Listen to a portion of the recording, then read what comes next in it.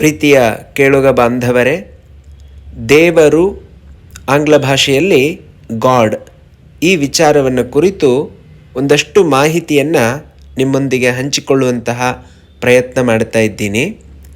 ಮೊದಲಿಗೆ ದೇವರು ಅಂದರೆ ಏನು ಅಂತ ತಿಳ್ಕೊಳ್ಳೋಣ. ರು ಅಂತ 3 ಅಕ್ಷರಗಳಿಂದ ಕೂಡಿದಂತಹ ಶಬ್ದ. ದೇ ಅಂತಂದರೆ ದೇಹವಿಲ್ಲದವನು, ವ ಅಂತಂದರೆ ವರ್ಣ ಇಲ್ಲದವನು, ರು ಅಂತಂದರೆ ರೂಪ ಇಲ್ಲದವನು.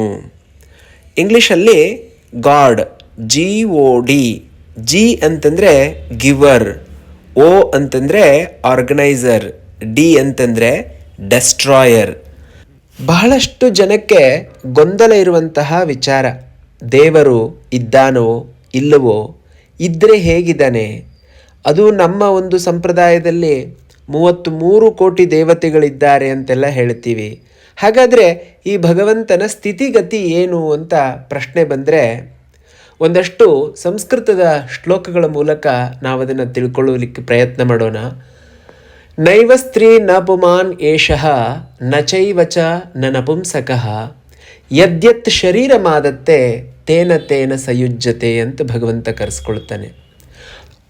ಅಂದರೆ ಪುರುಷಂ ವಾ ಸ್ಮರೇದ್ದೇವಿ ಸ್ತ್ರೀರೂಪಂ ವಾ ವಿಚಿಂತಯೇತ್ ಅಥವಾ ನಿಷ್ಕಲಂ ಧ್ಯಾಯೇತ್ ಸಚ್ಚಿದಾನಂದ ಲಕ್ಷಣಂ ಅಂತ. ಭಗವಂತನಿಗೆ ರೂಪ ಇಲ್ಲ, ದೇಹ ಇಲ್ಲ, ಯಾವುದೇ ರೀತಿಯಾದಂತಹ ವರ್ಣ ಇಲ್ಲ. ಅವರವರ ಭಾವಕ್ಕೆ, ಅವರವರ ಭಕುತಿಗೆ ಆ ಭಗವಂತ ಆ ರೀತಿಯಾಗಿ ತೋರುತ್ತಾನೆ. ಆ ಪರಮಾತ್ಮ ಸ್ತ್ರೀಯೂ ಅಲ್ಲ, ಪುರುಷನೂ ಅಲ್ಲ, ಇಬ್ಬರ ಒಳಗೂ ಇರುವಂಥವನು. ಪುರುಷಂ ವಾ ಸ್ಮರೇದ್ದೇವಿ ಸ್ತ್ರೀ ರೂಪಂ ವಾ ವಿಚಿಂತಯೇತ್. ಪುರುಷ ಅಂತ ದೇವತೆಯನ್ನು ಪ್ರಾರ್ಥನೆ ಮಾಡಿದ್ರೆ ಪುರುಷ ರೂಪದಲ್ಲಿ, ಸ್ತ್ರೀ ಅಂತ ದೇವತೆಯ ರೂಪವನ್ನು ಧ್ಯಾನ ಮಾಡಿದ್ರೆ ಸ್ತ್ರೀ ರೂಪದಲ್ಲಿ. ಹೀಗೆ ಭಗವಂತ ಅವರವರ ಭಕ್ತಿಗೆ ಅವರವರಿಗೆ ಅದೇ ರೂಪದಿಂದ ತೋರುತ್ತಾನೆ. ಆತ್ಮೀಯರೇ, ನಮಗೆ ಕೆಲವೊಂದಷ್ಟು ಗೊಂದಲಗಳಿರುತ್ತೆ. ನಮಗೆ ಭಕ್ತಿ ಏನೋ ಇದೆ, ಆದರೆ ಪೂಜಿಸುವ ವಿಚಾರದಲ್ಲಿ ಕೆಲವೊಂದಷ್ಟು ಹೇಗೆ ಪೂಜಿಸಬೇಕು, ಯಾವ ರೀತಿಯಾಗಿ ನಡ್ಕೊಳ್ಳಬೇಕು ಅಂತ ಬಹಳಷ್ಟು ಗೊಂದಲಗಳಿರುತ್ತೆ. ಇದಕ್ಕೆ ಕೆಲವು ಶಾಸ್ತ್ರ ಗ್ರಂಥಗಳಲ್ಲಿ ನನಗೆ ಸಿಕ್ಕಂತಹ ಮಾಹಿತಿಯನ್ನು ನಿಮ್ಮೊಂದಿಗೆ ಹಂಚಿಕೊಳ್ಳುವಂತಹ ಪ್ರಯತ್ನ ಮಾಡ್ತಾ ಇದ್ದೀನಿ.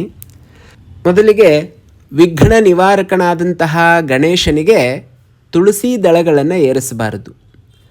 ಅದೇ ರೀತಿ ಅಮ್ಮನವರಿಗೆ ದೂರ್ವೆಯನ್ನು ಏರಿಸ್ಲಿಕ್ಕೆ ಹೋಗಬಾರ್ದು. ಶಿವಲಿಂಗಕ್ಕೆ ಕೇತಕಿ ಪುಷ್ಪವನ್ನು ಏರಿಸಬಾರದು ಅಂತ ಕೂಡ ಹೇಳುವುದನ್ನು ನಾವು ಕೇಳ್ತೀವಿ. ಈಶ್ವರನಿಗೆ ಎಲ್ಲವೂ ಸಮರ್ಪಿತವೇ, ಆದರೂ ಇದನ್ನು ಭಗವಂತ ವರ್ಜ ಮಾಡುತ್ತಾನೆ. ಶಿವಪುರಾಣದಲ್ಲಿ ಇದಕ್ಕೆ ಉಲ್ಲೇಖ ಸಿಗುತ್ತೆ. ವಿಷ್ಣುವಿಗೆ ಅಕ್ಷತೆಯ ತಿಲಕವನ್ನು ಇಡಬಾರದು. ಒಂದು ಪೂಜಾ ಕೋಣೆಯಲ್ಲಿ 2 ಸಾಲಿಗ್ರಾಮ ಅಥವಾ 2 ಶಂಖಗಳನ್ನು ಇಡಬಾರ್ದು. ದೇವಸ್ಥಾನದಲ್ಲಿ 3 ಗಣೇಶನ ವಿಗ್ರಹಗಳನ್ನು ಇಡಬಾರದು ಒಂದೇ ದೇವಸ್ಥಾನದಲ್ಲಿ. ಹಾಗೆ ತುಳಸಿ ದಳಗಳನ್ನು ಜಗಿದು ತಿನ್ನಲಿಕ್ಕೆ ಹೋಗಬಾರದು. ದೇವರ ದರ್ಶನ ಮಾಡಿ ಹಿಂದಿರುಗುವಾಗ ಗಂಟೆಯನ್ನು ಬಾರಿಸಬಾರದು. ಆರತಿಯನ್ನು ಒಂದೇ ಕೈಯಿಂದ ತೆಗೆದುಕೊಳ್ಳಬಾರದು. ಮನೆಯಲ್ಲಿ ಪೂಜೆ ಮಾಡುವಂತಹ ಶಿವಲಿಂಗದ ಗಾತ್ರ ನಮ್ಮ ಹೆಬ್ಬೆರಳಿಗಿಂತ ದೊಡ್ಡದಿರಬಾರ್ದು. ಶಿವಲಿಂಗವನ್ನು ತುಳಸಿ ಗಿಡದ ಹತ್ತಿರ ಇಡಬಾರ್ದು. ಗರ್ಭಿಣೀ ಸ್ತ್ರೀಯರು ಶಿವಲಿಂಗವನ್ನು ಮುಟ್ಟಬಾರದು. ದೇವಸ್ಥಾನದಲ್ಲಿ ಸ್ತ್ರೀಯರು ತೆಂಗಿನಕಾಯಿಯನ್ನು ಒಡಿಬಾರದು. ಕುಟುಂಬದಲ್ಲಿ ಸೂತಕ ಇದ್ದಾಗ ನಾವು ಪೂಜಿಸುವಂತಹ ವಿಗ್ರಹಗಳನ್ನು ಮುಟ್ಟಬಾರದು. ಶಿವನ ಅಭಿಷೇಕದ ತೀರ್ಥ ಹರಿತಾ ಇದ್ದರೆ ಅದನ್ನು ಅಡ್ಡ ದಾಟಬಾರದು. ಒಂದು ಕೈಯಿಂದ ಯಾವ ದೇವರಿಗೂ ನಮಸ್ಕಾರ ಮಾಡಬಾರದು. ನಾವು ಹಚ್ಚುವಂತಹ ದೀಪವನ್ನು ಬೇರೆಯವರು ಹಚ್ಚಿಟ್ಟಂತಹ ದೀಪದಿಂದ ಅಂಟಿಸ್ಲಿಕ್ಕೆ ಹೋಗಬಾರದು. ತೀರ್ಥವನ್ನು ತೆಗೆದುಕೊಳ್ಳುವಾಗ ಆ ತೀರ್ಥ ನೆಲಕ್ಕೆ ಬೀಳದೇ ಇರುವ ಹಾಗೆ ನಾವು ಅದನ್ನು ರಕ್ಷಿಸಿ ತಗೊಳ್ಬೇಕು. ಸ್ತ್ರೀಯರು, ಅವಿವಾಹಿತ ಸ್ತ್ರೀಯರು ಹನುಮಂತ ದೇವರಿಗೆ, ಶನಿ ದೇವರಿಗೆ ಬಾಗಿ ನಮಸ್ಕಾರ ಮಾಡಲಿಕ್ಕೆ ಹೋಗಬಾರದು. ದೇವಸ್ಥಾನ ಅಥವಾ ಪೂಜಾ ಕೋಣೆಯ ಆವರಣವನ್ನು ಯಾವಾಗಲೂ ಶುಚಿಯಾಗಿಟ್ಕೊಳ್ಬೇಕು. ಯಾಕಂದರೆ ಆ ದೇವತೆಗಳು ಶುದ್ಧತೆಯನ್ನು ಮಾತ್ರ ಬಹಳಷ್ಟು ಇಷ್ಟಪಡ್ತಾರೆ ಅಂತ. ದೇವಾಲಯದಲ್ಲಿ ಜನಜಂಗುಳಿ ಇದ್ದಾಗ ನಾವು ಅವರಿವ್ರ ಮುಖವನ್ನು ನೋಡ್ಕೊಂಡು ಹೋಗ್ತಾ ಇರ್ತೀವಿ. ಹಾಗೆ ಮಾಡಬಾರ್ದು. ಭಗವಂತನ ನಾಮಸ್ಮರಣೆ ನಮ್ಮ ತಲೆಯಲ್ಲಿ ಓಡ್ತಾ ಇರಬೇಕು. ದೇವಾಲಯವನ್ನು ಪ್ರವೇಶಿಸುವ ಮೊದಲು ಬಲಗಾಲನ್ನು ಇಟ್ಟು ಒಳಗಡೆ ಹೋಗಬೇಕು. ಭಗವಂತನಿಗೆ ನಮಸ್ಕಾರ ಮಾಡಿ ಬರುವಾಗ ಎಡಗಾಲನ್ನು ಹೊರಗಿಟ್ಟು ನಾವು ಆಚೆ ಬರಬೇಕು. ನಮಗಿದು ಬಹಳಷ್ಟು ಗೊಂದಲ ಆಗತ್ತೆ.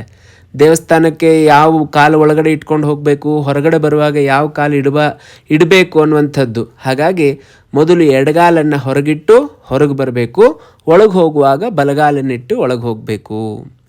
ದೇವಸ್ಥಾನದಲ್ಲಿ ಗಂಟೆಯನ್ನು ಬಾರಿಸಬೇಕು, ಆದರೆ ಬಹಳ ಜೋರಾಗಿ ಕರ್ಕಶವಾಗಿ ಬಾರಿಸಲಿಕ್ಕೆ ಹೋಗಬಾರ್ದು.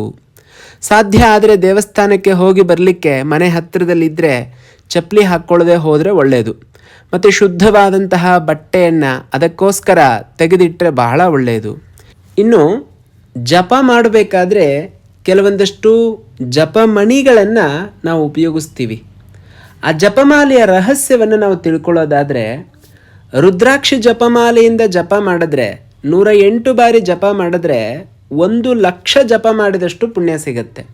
ಸ್ಫಟಿಕ ಮಾಲೆಯಿಂದ ಜಪ ಮಾಡಿದ್ರೆ ನಮಗೆ ಮನಃಶಾಂತಿ ಉಂಟಾಗತ್ತೆ, BP ಕಂಟ್ರೋಲ್ ಆಗುತ್ತೆ, ಏಕಾಗ್ರತೆ ಅನ್ನುವಂಥದ್ದು ಹೆಚ್ಚಾಗತ್ತೆ.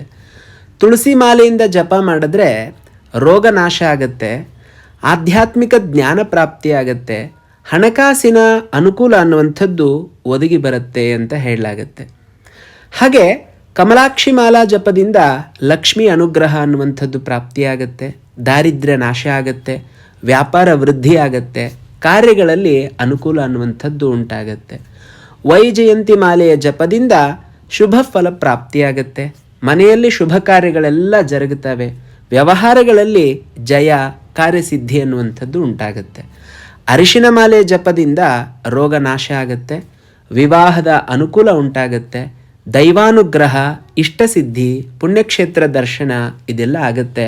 ಮುಖ್ಯವಾಗಿ ಗುರುಗಳಿಂದ ಮಂತ್ರ ದೀಕ್ಷೆಯನ್ನು ಪಡೆದು ನಾವು ಈ ಜಪವನ್ನು ಮಾಡಬೇಕು. ಆತ್ಮೀಯರೇ, ಭಗವಂತ ಸೂರ್ಯನಾರಾಯಣ ನಮ್ಮೆಲ್ಲರಿಗೂ ಕೂಡ ಇಂದು ಒಳ್ಳೆಯದನ್ನು ಮಾಡಲಿ.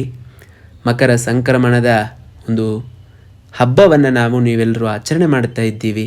ಆ ಭಗವಂತನ ಸ್ಮರಣೆಯಲ್ಲಿ ಈ ಒಂದು ಪುಟ್ಟ ಮಾಹಿತಿಯನ್ನು ನಿಮ್ಮೊಂದಿಗೆ ಹಂಚಿಕೊಳ್ಳುವಂತಹ ಪ್ರಯತ್ನ ಮಾಡಿದ್ದೀನಿ. ಇಷ್ಟವಾಗಿದ್ದರೆ ಲೈಕ್ ಮಾಡಿ, ಮತ್ತಷ್ಟು ಜನರಿಗೆ ಇದನ್ನು ಹಂಚಿಕೊಳ್ಳಿ ಅಂತ ಕೇಳ್ತಾ ಇದ್ದೀನಿ. ಧನ್ಯವಾದಗಳು.